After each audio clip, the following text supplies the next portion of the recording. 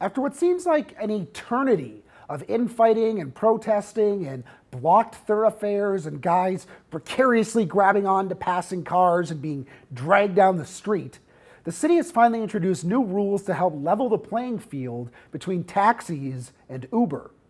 As someone with a complicated relationship towards Uber, which I think is theoretically bad, but also sometimes use because I am, I suppose, a creature of contradiction and selfish, watery compromise, I can't help but feel that these measures offer their own sort of watery compromise.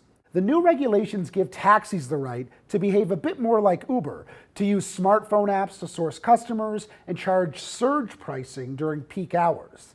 Likewise, UberX vehicles will have to increase their base fares from $2.50 to $3.25 in order to bring them more in line with taxis.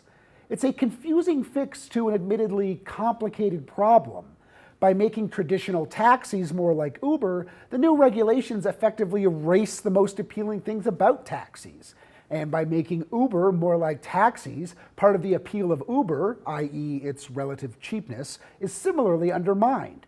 While satisfying certain corporate interests, especially those of Uber, who tends to whine about any regulation, like a bratty kid threatening to take his ball and go home, the new rules make things harder for both Uber drivers and taxi drivers, as well as the consumer. I mean, compromise is noble and good, and you could argue that compromise is the very essence of democracy. But it can also lead to weak trade-offs and half measures and even no real measures at all. With the new Uber taxi regulations, we see the lousiest, most frustrating sides of city council and of democracy itself. It's truly one of those non-solutions that seems like the worst of both worlds.